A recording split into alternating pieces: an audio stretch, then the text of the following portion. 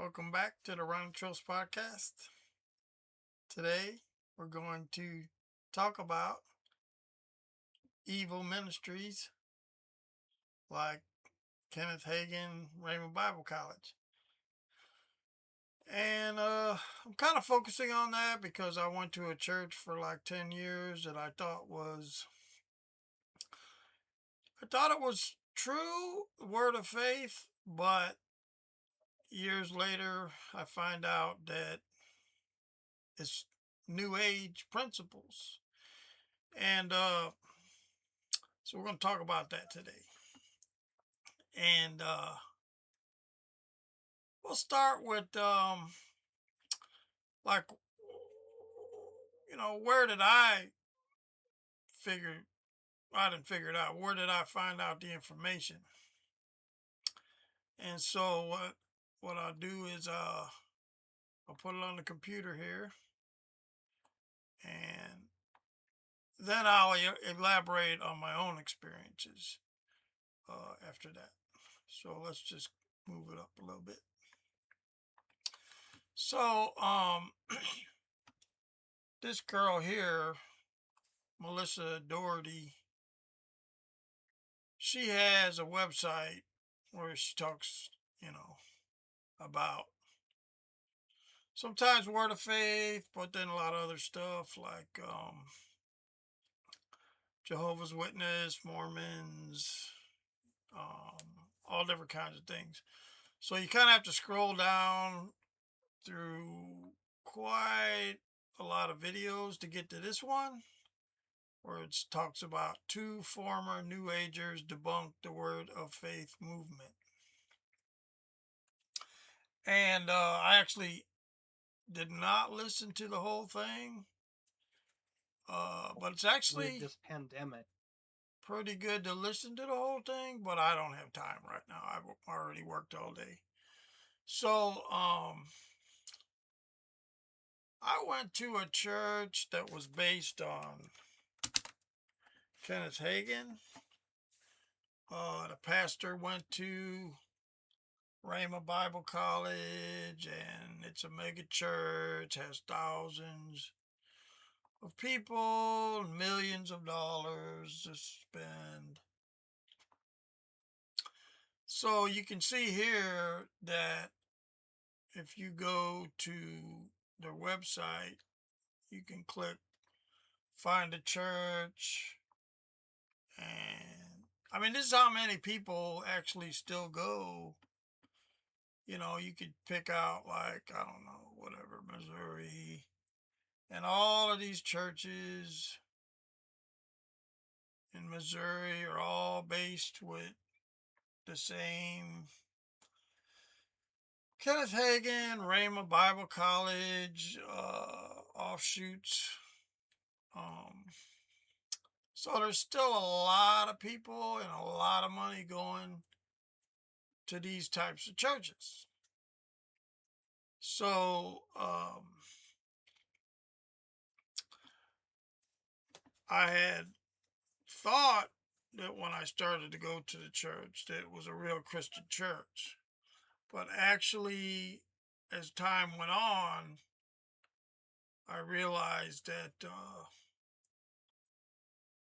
it's not. It has a lot of evil components to it. And even like today, I listened to the podcast from the church I used to go to, Word of Faith Church. And basically, they're still preaching the same thing. See, I understand that years ago, um,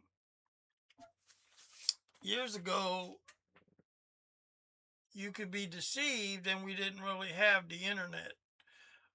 We didn't have AI, and we didn't have all of these things that we have today. And so you don't you can't quickly find information. You have to go find books in libraries or order books or whatever, and then you don't really know where to go or what to do. So, a lot of us were deceived. But see, we're in 2026 and we can Google things really fast. But yet, having that ability, as you just saw, there's still a lot of people going to those types of churches and giving them a lot of their money. So the problem comes in is, like, I was just listening to one of the podcasts from my own church, Word of Faith Church, and the problem comes in is that the preacher, I mean, he talks for a long time. He tries to make these cute little stories that you're supposed to follow along and see, God moving in this little teeny weeny scenario, changing his car tire, whatever, Uh, but like half the stuff, like 50%, right, of what he's saying is motivating. It's like good. It's like he's saying you should focus your attention on God. You should, search the heart of Jesus and all, that's good stuff. But then you got the other 50% that's just complete false doctrine. Okay. But the false doctrine comes from the devil. So you've got this like good, bad, good, like he's talking, right? He's preaching and he tries to make it sound all holy. He was on a mission trip to Cambodia and had a translator. Okay. So it's like 50% good, 50% bad, 50% good, 50% bad. Like, a preacher is not supposed to be doing 50% good, 50% bad. Okay. And the reason that it's like that is because there's like a 50% deception going on there. See, I try not to give you 50% deception. I try to give you 100% truth. And maybe I make mistakes and maybe I'm wrong, but right now I feel like I'm right. So the problem comes in that I remember when Rodney Howard Brown came to our church, Kenneth Copeland came to our church, Joyce Meyer came to our church, Richard Roberts came to. It was actually, I think, based on the fact that Richard Roberts, which I already talked about in other videos, came to the church, and it was such a big event. I don't know why, but it was such a big event that the other big name preachers also came. So we who go to the church, pay for the church, whatever, with our offerings, got treated like garbage because they had reserved seatings for Kenneth Copeland, Kenneth Hagin, Joyce Meyer. They had like reserved seating for all these dignitaries. And then we were supposed to go out in the tent and watch it on TV outside. Right? We weren't allowed inside the church. So, first of all, that's anti-biblical. Okay? That's number one. Because even the Bible says, I don't know if I should quote the scripture to look it up, but that you don't bring the guy that's well dressed to sit in the front or something like that. But you can look that up on your own. But even if that was true, okay, if these people have healing powers and all this stuff, they should spread them out. Like, you take the west wing, you take the east wing, you take the south. Pray, lay hands on the sick. No, they're all bunched together in the front to listen to a preacher that they can listen to at any time, any day of the week, anywhere, because they got millions of dollars and they can fly to the church and listen to them. But they act like this is a big event. It's Kenneth Hagin showed up, or I don't know who, I don't know which one of the false doctrine teachers was on the stage, that all the other false doctrine teachers got reserved seating in the front where we had to go outside in the tent. Uh, I don't know which, like they're all together in on this. It's like a giant group of rich false doctrine teachers that are involved in Freemasonry. So now, like I was saying before, I understand back, years ago, right? We didn't know. We didn't have the internet, right? So you would think today that we do have the internet, we have all the information available to us in split seconds,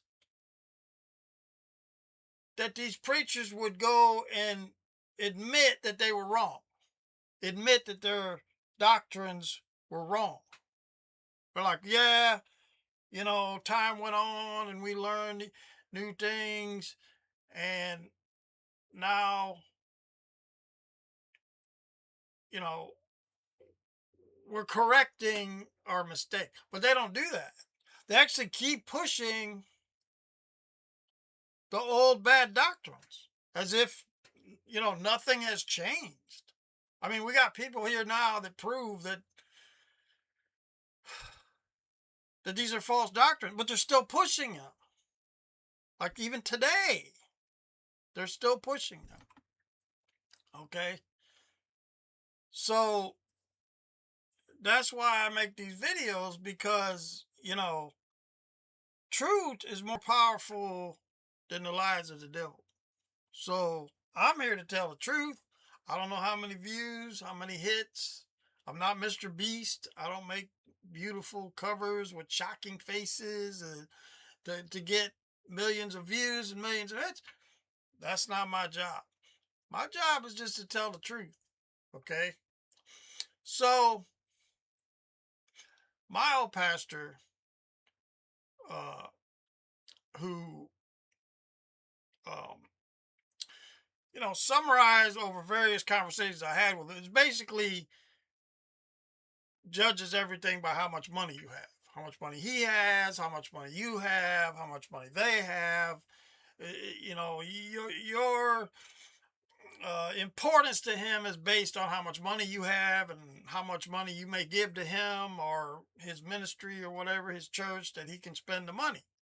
Okay. That's, to me, was a summarize of how he thinks.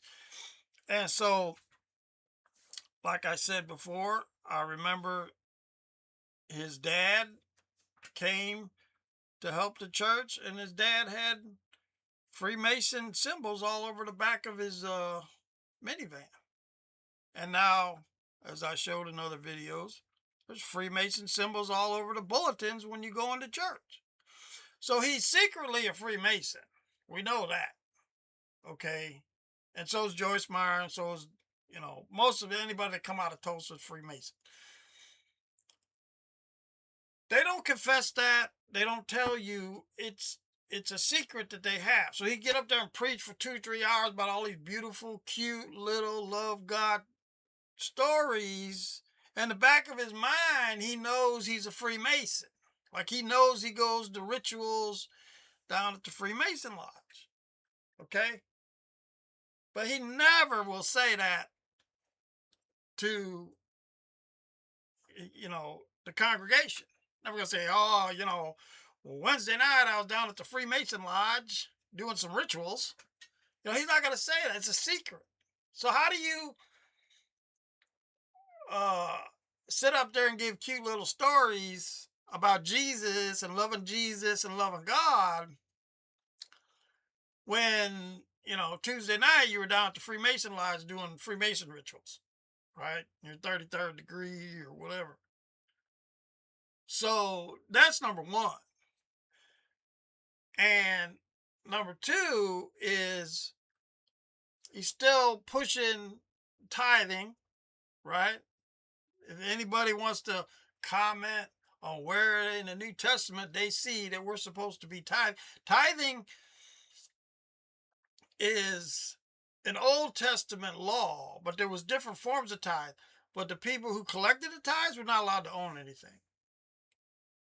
And I don't think that meant that they could spend all the money on themselves. I'm not, but whatever. Okay, so, but let's go back to where this all came from. Okay, so when I started going to the church, it was all about Kenneth Hagin. Kenneth Hagin, Rhema Bible College. The pastor went to Rhema Bible College. Okay, started the church as a, you know, based on Kenneth Hagin, Rhema Bible College. Even sent people who were uh,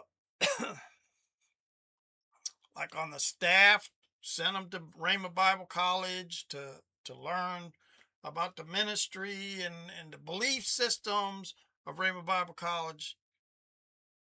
And to this day, I've never heard him, denounce any of that.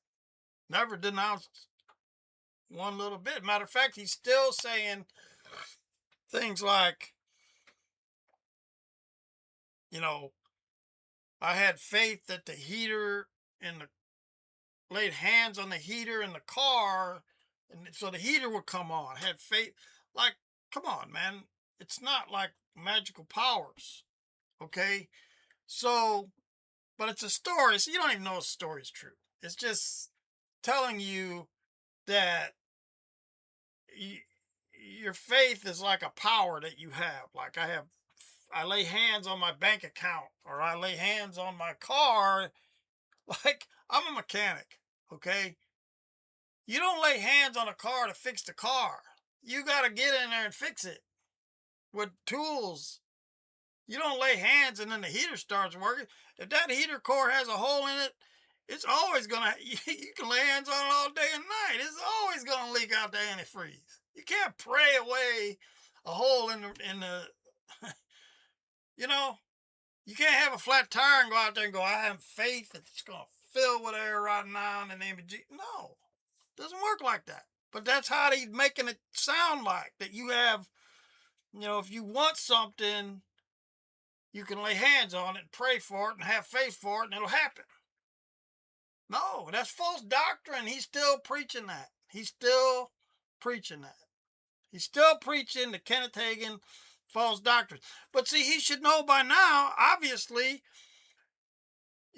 that's his job. Like I have a job where I'm there 40 hours a week. His job is to be a pastor the whole week long. So he should know more about it than I do. So if he knows more about it than I do, why does he know this is false doctrine? Right? He does know it's false doctrine, but he's still pushing it. See?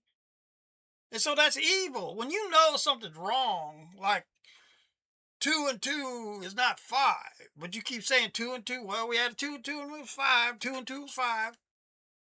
How many everybody know 2 and 2 is 5, right? No, it's 4. But he's still pushing the word of faith movement and the doctrines involved in word of faith. So it's evil. He knows it's wrong. He knows it's wrong and he's pushing it because of the fact that he makes a lot of money at it, right? I mean, if you were really like a servant of God Almighty from the Bible, you would want to always tell the truth. So the fact that you're making money by running a church that doesn't tell the truth, that doesn't tell the truth, that you're preaching false doctrine, like, what are you? I mean, are you a Christian? And then, he's got kids, he's got a wife, he's got brothers, and they're all part of the church. So all of these people, 4 kids, and kids got wives, and kids got kids, and grandkids, and brothers, and cousins, and they're all still part of the church. probably getting checks from the church. They don't have to worry about. His kids probably never had a job, and I've had like 500 jobs: washing dishes, busting tables, mopping floors, cleaning toilets. I mean, I've done roofing, shingles, work. I've done so many. I bet his kids never had a job. Never had a job, just money from dad. Okay? And they got their little preaching podcast where they preach. I guess they keep pumping out more false doctrines that make money and get checks, and they don't do anything. Never had a job. Just collected church money from preaching false doctrine. I mean, it just goes on and on and on. Like generations now, 50 years, 60 years. But it's so obvious now that this is wrong. This is wrong. But look at all the churches I showed you, they still doing it. Right? They still doing it. It's one thing if you're like, oh, we were all wrong, right? We were all wrong. Now we changed. We don't believe that anymore. No, they still pushing it. Why are they still pushing it? To collect more money. They keep collecting money. Just keep doing it. You know? So, obviously, that would mean money is more important than truth and God. Right? Or fame and fortune and power and money is all more important than the truth of God. Like, I don't understand that. I expect to one day be judged and go to heaven. When I go to heaven, I don't care how much money I got now. What matters is when I stand before the Lord Jesus Christ. But how are they going to stand before the Lord Jesus Christ knowing that they know that their whole life was spent spewing false doctrine for money? I don't understand that. And you call yourself a Christian, you must not believe in God then. You must not believe one day you're going to die and he's going to say you knew you were telling false doctrine for money. Right? I don't understand that. I understand you think somebody's a bum, right? And you're like, I don't want you in the church because I think you're a bum. Like, I don't think you don't have any money, so I don't want you around because you're a bum. You don't wear nice. I understand that. Like, okay, I get it. But to take that off the table and just say, we're going to continue preaching false doctrine for money. Like, forget that guy, right? We're just going to out here preach false doctrine to all these rich business people so they could keep giving us money so we could travel around the world. And then act like everything is beautiful, like everything is right and everything is in place. No, it's not. See? Now, here, you want to see how simple this is. Well, first of all, you can watch this video. That's number one. But, you don't even have to do that, right? If you go here and you go, okay, where did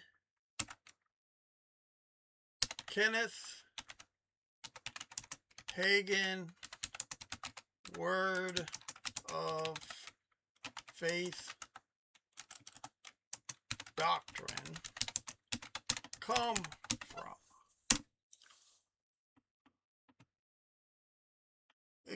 Kenneth Hagin Word of Faith Doctrine originated from a blend of early 20th century Pentecostalism and 19th century metaphysical, see that?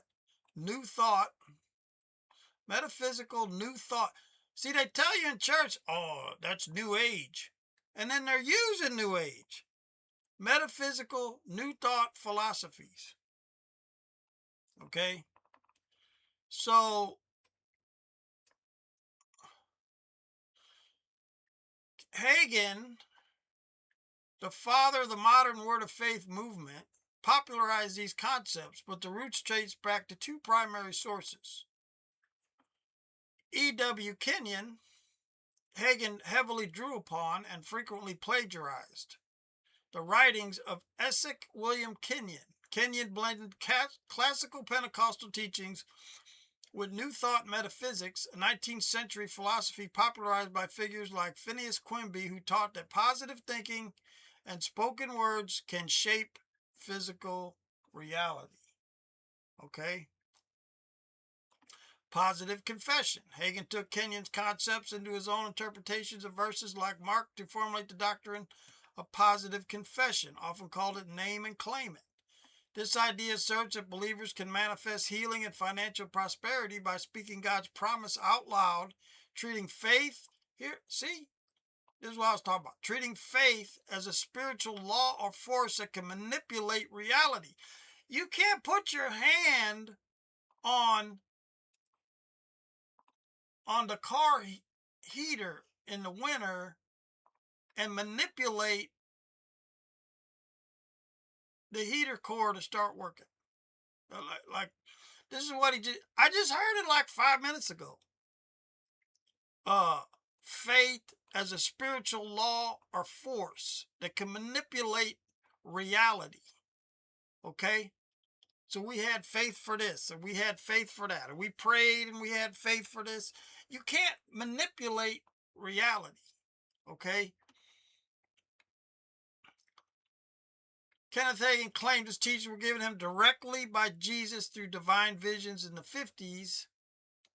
Historians and theologians attribute the bulk of his theology to Kenyon's earlier works. You can read more about this history and the movement's evolution on Wikipedia's Word of Faith page. Okay, so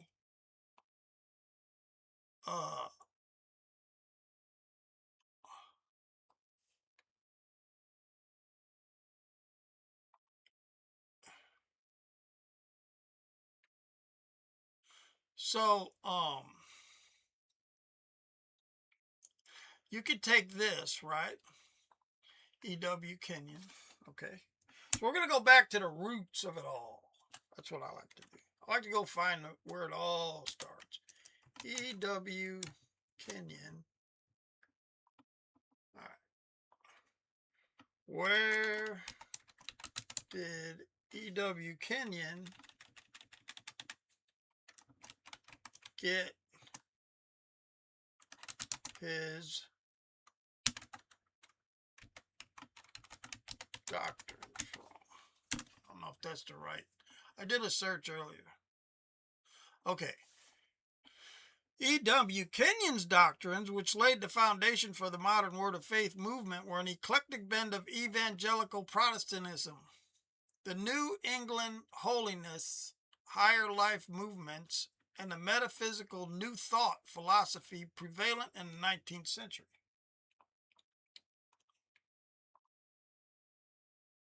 While studying in Boston, Kenyon was immersed in a cultural hub for New Thought. This metaphysical movement emphasized the power of the mind, positive thinking, and the creative power of speech. Scholars point to this period as the source of Kenyon's focus on positive confession. Okay. Kenyon's core views on divine healing and the supernatural were heavily shaped by the 19th century holiness and faith cure ministries, particularly the writings like Russell Kessel Carter.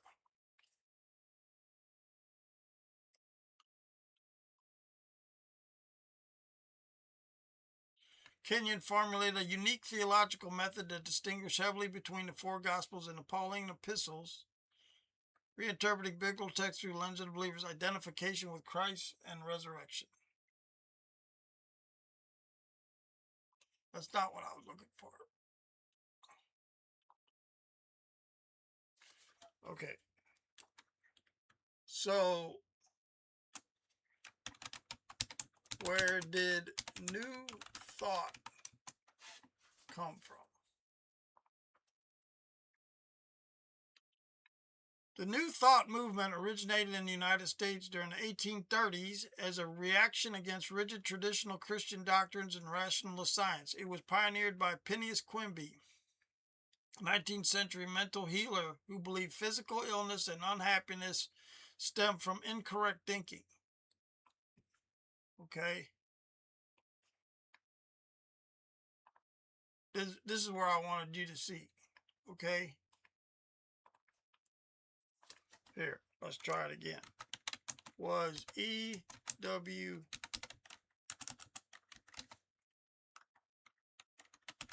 Kenyon a new thought?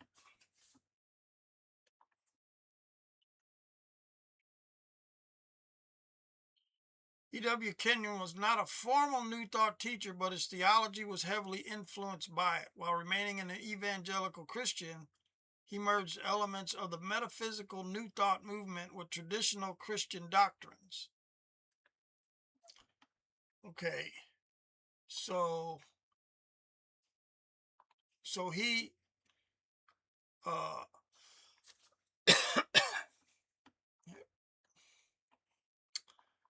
in the late 1890s, Kenyon attended the Emerson College of Oratory in Boston. At the time, college deeply immersed in New Thought, mind science philosophies, and metaphysical cults. Positive confession, mind over matter. He stressed the power of belief and prioritized revelation knowledge, truth known spiritually over sensory knowledge, what the body experiences physically. A concept that closely parallels mind science philosophies.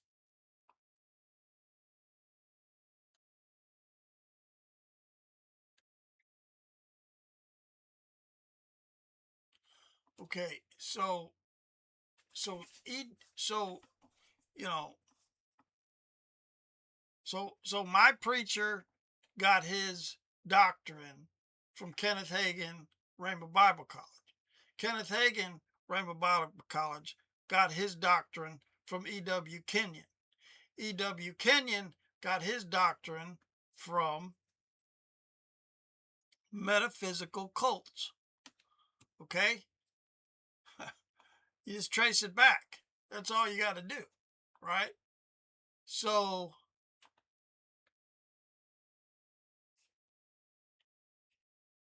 where did New Thought come from? Right? So if E.W. Kenyon got his doctrines from New Thought, it was pioneered by Phineas Quimby, a mental healer who believed physical illness and unhappiness stem from incorrect thinking. See, right here, okay? Physical illness and unhappiness stem from, and we know that physical illness comes, you don't go to the doctor and you got a bacteria in your body, or you got arteriosclerosis and you have a heart attack, or you've got diabetes, or you've got, any kind of ailment comes from incorrect thinking. Like you're not thinking correctly, so you have arteriosclerosis. You're not thinking correctly, so you have diabetes. Like, no. See, I understand, right? I understand back then they didn't have medical science. But we have medical science now. It's not incorrect thinking.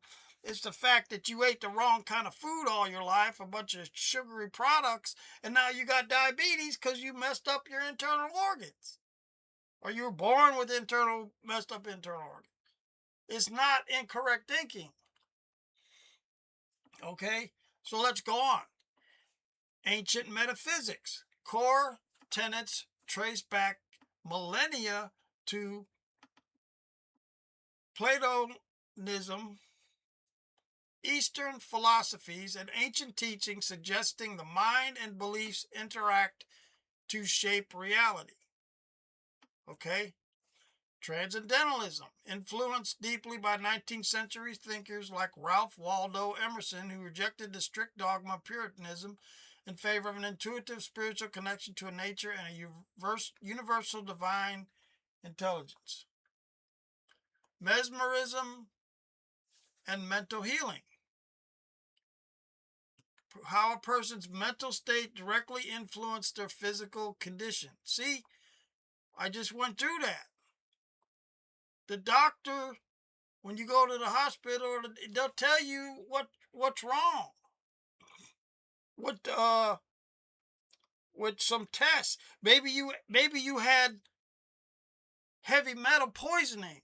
They can test that. Maybe you got pneumonia. Maybe whatever. They have tests to say this. This is what happened. This is what's happening to your body, not your mental state. But see, this mental state thing, comes all the way to the pastor, the preacher that I just listened to today, who still believe this, who still are pushing the same false doctrine and making money at it.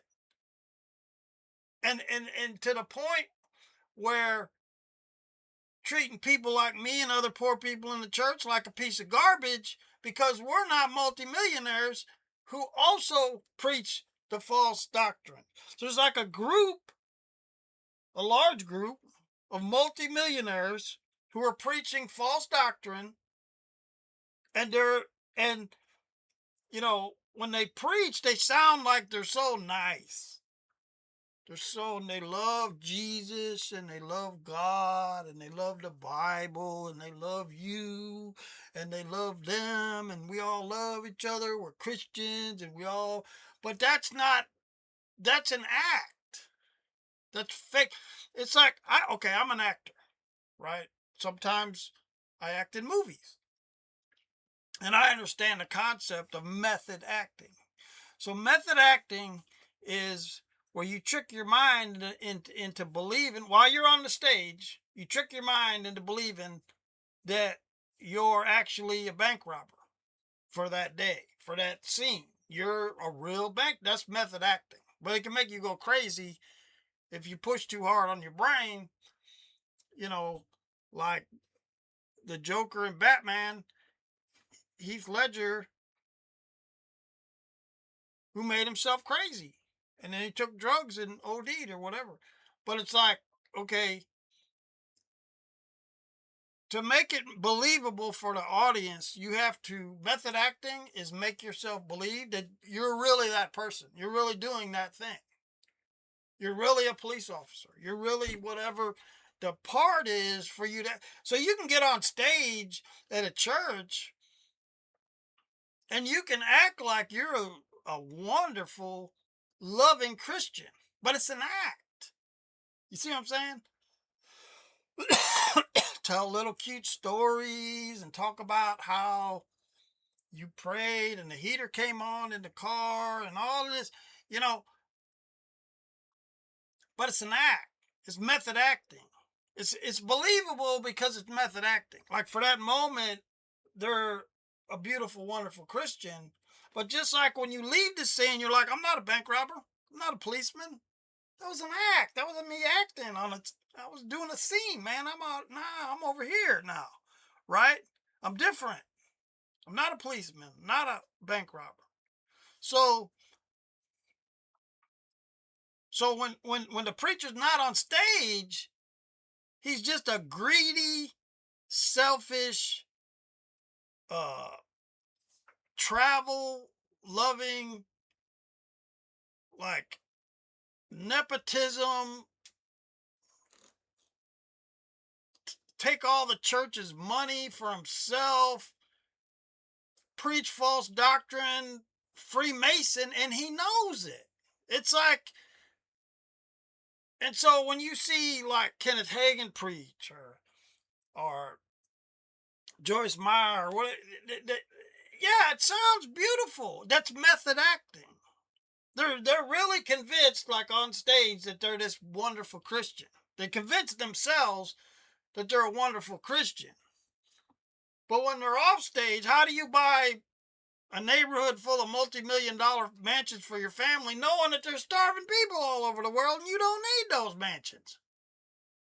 Or jets, or $50 million jets.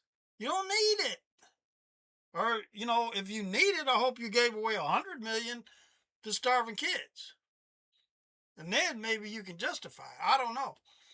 But the point is,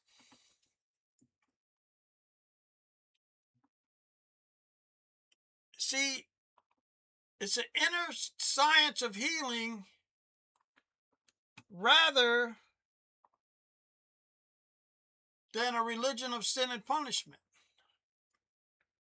Okay? So then these ideas spawned organization institutions like the Unity Church, religious science, science of the mind, divine science, heavily influenced modern law of attraction. Here's law of attraction, right? Positive thinking. Okay? The Secret. You know? It's see, this even okay. You can just keep tracing it farther back. Okay? Where did the Secret belief come from? The law of attraction. New thought movement.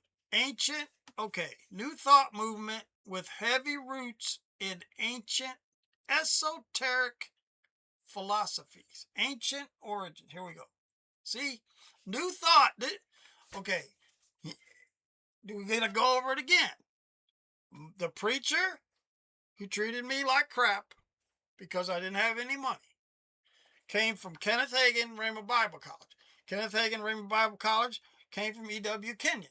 E.W. Kenyon came from New Thought. New Thought came from ancient esoteric philosophies. You understand that? That they still preaching today. Ancient origins. Foundational idea of as within, so without. Here we go. Freemason words. And manifesting reality. See, you can make reality because you're a little god. You know, it's in the video I showed you at the beginning. 5,000-year-old Egyptian emerald tablet and new thought interpretations of biblical verses like Matthew 21:22.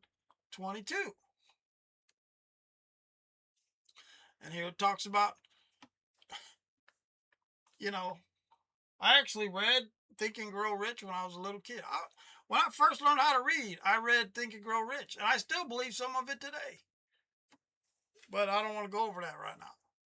Because some of it, you know, like I said, some of it is good. 50% of the preaching is good, but then the 50% is evil. It's like, how do people not know this? The science of getting rich. She subsequently created The Secret, which repackaged these century-old manifestation principles with a heavy emphasis on personal wealth and health. See? It just... You see that? We're talking about stuff that came from Egypt, where the whole history of the Bible is that the Hebrews and the Jews left Egypt because they were serving false idols. But here we are, taking Christianity and using the Egyptian, what do they call them? The emerald, 5,000-year-old Egyptian emerald tablet. I don't even know if that's true. Like, I don't even know how they would know if that's even real. But as within, so without. And see, you know, I worked all day, man. I'm ready to go to bed, but like, hey, you know, if you're still going to these churches, man, I mean, I ain't trying to like hurt, you know, I'm not trying to like hurt any of the pastors or anything like that. I'm just saying you're deceived. And I'm just here to tell the truth. I'm just here to help people. But if you're going to those churches, man, it's time to pack up and roll out because you're being... Okay. Here's the thing. Let me explain this to you. When you talk to God, prayer, whatever, You are such a small person that you can ask God for things.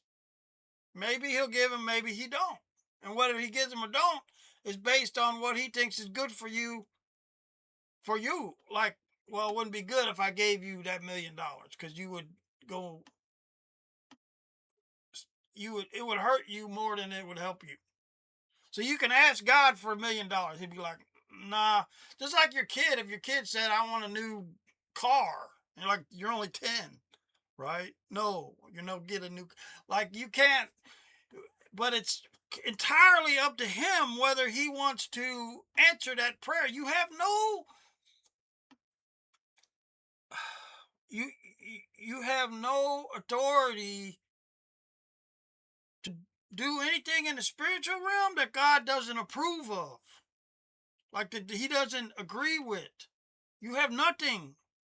It's only whatever he wants to do. It's like a one-way street, man. He gives to you. You don't demand anything from him. But when you go and you start saying, I'm having faith for money, I'm having faith for healing, I'm having faith for, it's like you have some kind of a force, that you have power, and you're like, I'm having faith to fix the car, I'm having faith for this, it's like a power that you have, but you don't have that power. God can do whatever he wants. You have no choice in the matter. You understand that? And if it did happen, it would be from the devil to throw you off. Like, oh, if I give him the $1,000,000, he'll go farther into my evil doctrine, so I'm going to go ahead and give him the $1,000,000. God, like, I didn't want him to have the $1,000,000, but he got into the occult, and now he got the $1,000,000, you know? So if you did get the $1,000,000, it'd be from the devil and the occult. But you would think it was from God because you were following these evil doctrines from Egypt, ancient Egypt, and whatever. New like New Age, ancient Eastern philosophies, and what you think and what you say. Kenneth Copeland saying it all the time. Speak under the, speak to the mountain, speak to the, like you're God, speak to your body. First of all, these guys that are doing all this, their bodies are falling apart. They don't even know how to take care of their body. First of all, if you don't, if you don't take care of an automobile, you don't change the oil, get new tires, uh, fix the transmission, get a new radiator, if you don't do things to that car, eventually it's going to break apart. It's going to fall apart. It's going to break down while you're on the highway. You don't have faith that it's going to fix itself. It's you don't have faith that you're going to lay hands on it and it's going to rebuild itself. Or God's going to reach down and change the transmission fluid. No. It's the same with your body. You're having faith for healing after you ate junk food and sugary products all your life. Donuts and chips and candy. Giving your kids candy.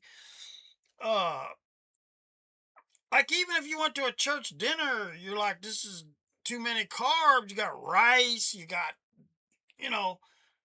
chicken fat everywhere. It's like, the human body is not supposed to be eating that much food. And that's why people get overweight. You got to proportion it down to a smaller. Most Americans are unhealthy, overweight, cardio. I'm a personal trainer, and this is what I study all day. You don't have faith for healing, just like you don't have faith to fix your car. You didn't take care of your body. So it broke down. And faith isn't going to change the fact that your arteries are clogged up, or you got diabetes, or your organs are shutting down because you got too much visceral fat. That's not faith. Isn't going to change that. You didn't take care of that machine, just like you didn't take care of your car. You, you understand? Like, so you're going to use some kind of Eastern metaphysical faith that doesn't exist as a powerful, and like you're not even thinking about God, right? That's the whole point. That's the whole. It's like you're having, like when you say I'm having faith. What does that got to do with God? God's like, what? You're having faith the car is gonna fix it. Like, no. If you're gonna do anything, you go to God and say, God, I need you to fix my body. They'll be like, okay, quit eating the candy. Quit eating the chips. Quit drinking the soda. Quit overeating plates of food. Learn how to fast and eat healthy. And get vitamins and minerals in your body. Not let me reach down and cure your cardiovascular clogged up heart. No. You understand? So, but you go there and the whole church is like, there's like 2,000 people sitting there that are being fed false doctrine from a secret Freemason to tithe and have faith for things like health and prosperity. And then he takes the money and makes the money disappear like a magic act. Oh, there's nice, new speakers for the band. And that's like, okay, the Bible talks about the church. Doesn't talk about, that's not the church. The church is people, not a building, motivational speaker, speaking false doctrines. That's not the church. The church is the people. You understand? Not the building and a preacher with a microphone. That's not the church. It's a building with a preacher. The church is the people. The people. Okay? And the people share the things with each other, which you don't even see in America. Hardly ever. I mean, there might be some somewhere. I don't see it, but there might be some somewhere. But I can tell you that these Kenneth Hagin, Kenneth Copeland, Oral Roberts offsprings, Word of Faith movement, New Thought, is not from God. It's from metaphysical, New Age, Eastern, Egyptian philosophy. And that's why people don't get healed. Okay? Now, I say that knowing that the apostles said, look unto us, get up, walk, earth and silver have. Okay, but that's different. You see? They had the power to heal through the Lord. Use them to heal. But you don't go to the guy and say, you need to have faith. The reason you can't walk is because you don't have faith. Like, you still need the power connection somehow. I mean, I'm going to have to think about that. I'm going to have to think about whether he would have got healed just by faith without the apostles walking by. Like if some guy said, see those apostles over there? Listen, you don't need them to walk by. Just have faith. Okay, then why the Bible does it say that the apostles had to walk by and do it? Look unto us. See? If God isn't there to make the connection, then the faith doesn't work. You see? Or the faith could work if he wants it to work. Okay?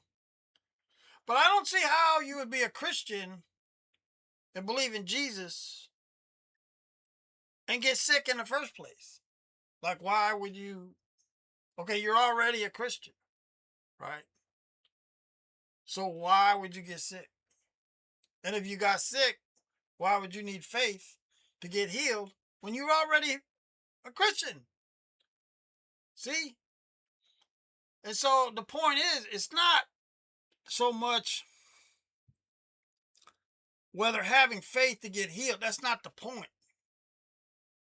The point is, where did word of faith come from? It came from the wrong place,